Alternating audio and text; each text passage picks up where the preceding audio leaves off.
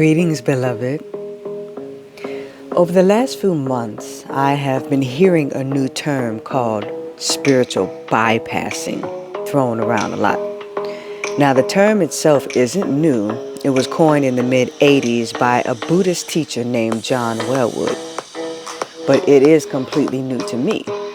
Even though upon hearing it, the concept is pretty much self-explanatory. I had a virtual conversation with another spiritual brother of mine about what it meant to spiritually bypass.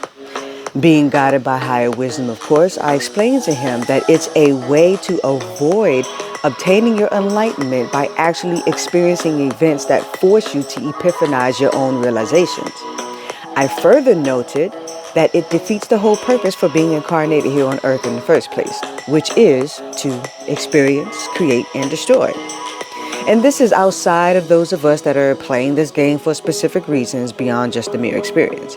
But I also Googled it just to self-check, and the Google Meister says it refers, and I quote, to using spiritual ideas or practices to avoid addressing unresolved emotional issues, psychological wounds, or developmental tasks, essentially sidestepping genuine self-work, end quote. In my head, I was like, bam!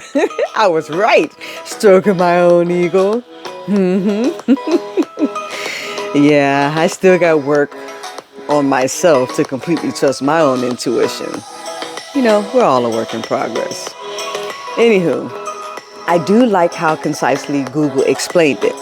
The example I gave him was more personal, so I won't share that example, but I will share a personal attempt at spiritual bypassing by moi. I had asked my higher self and guides several times, can I just live on a mountain in the forest, far away from beings playing human? And I always get a resounding no every time. And I'm like, ugh. As much as I have compassion for humanity, they do get on my frickin' nerves. Spirit then retorts, that defeats the purpose for your light to shine here. And my reply is, this is some bullshit. Spirit retorts, you agreed to it. You knew exactly what you signed up for. This is not your first rodeo. Me being my usual smartass thinks, yeah, there were some undisclosed terms, but I do know better. I really do. Now, mind you, I can make the choice to live in an illusion of solitude because of free will, yet obtaining or completing what I came here for would take much longer than it needs to and be a much different route. Not necessarily harder or easier, just different. Me wanting to not play my role that I agreed to would be me spiritually bypassing my purpose because there would be less, if no, opportunity to deal with the triggers and trauma which are typically introduced by other NPCs in your universe. Now, I use the term NPCs not as a disrespect to others, but to encourage a new perspective about your journey. Each of us is alone in our world.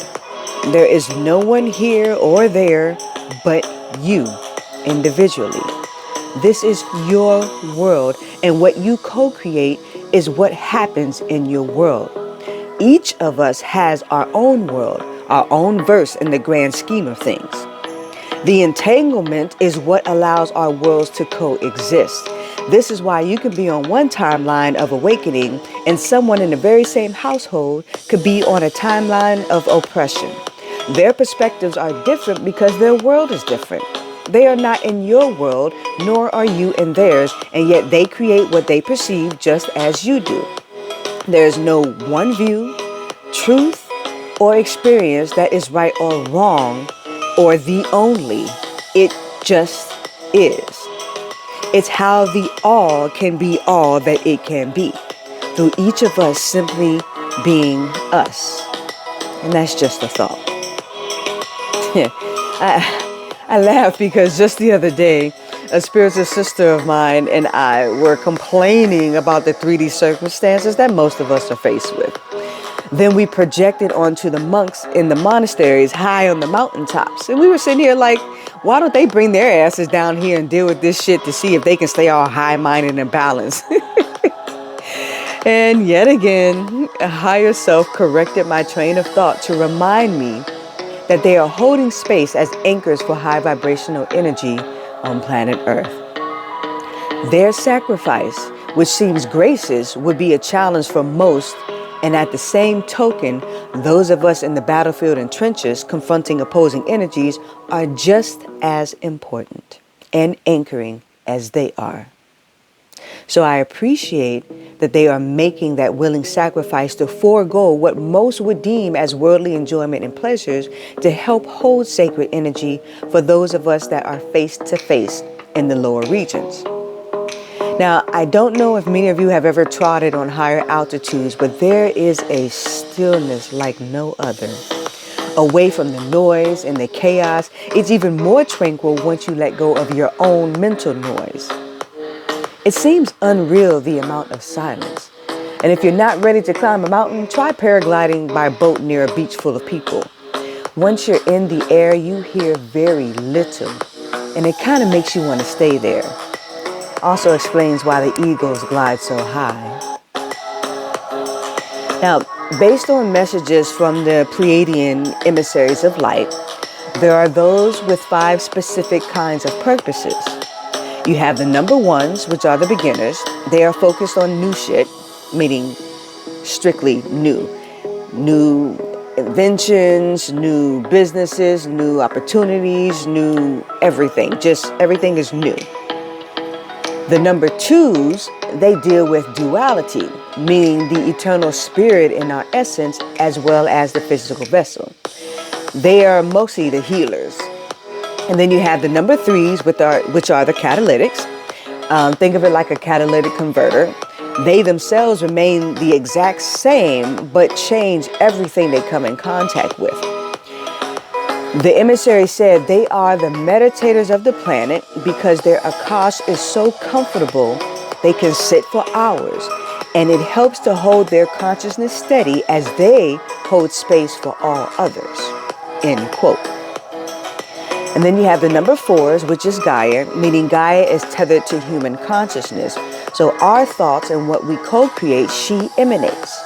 I was watching a few spiritual guides on social media explaining why the Schumann resonance was going off the charts. And it's because it correlates to the collective conscious mass awakening. Now, those that are number 4s are deeply connected to Mother Earth, Gaia, and nature. They are the priests and the priestesses of Gaia, the shamans, the herbalists, the gardeners, the farmers, etc. Those with green thumbs, if you will. Those that can hear her speak through the trees, the flowers, the animals, the winds, and the waters. And then you have the number 5s, which are the changers and the anchors of all others on earth.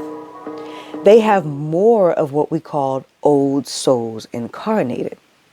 They are considered walking masters, as they live day by day spreading compassionate action.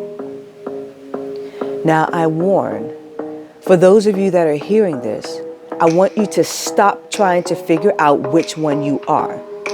We have been so used to existing under the illusion of duality and separation that we try to define who and what we are by placing ourselves into categories and boxes for self-acceptance and knowing, and ultimately for social acceptance and external validation.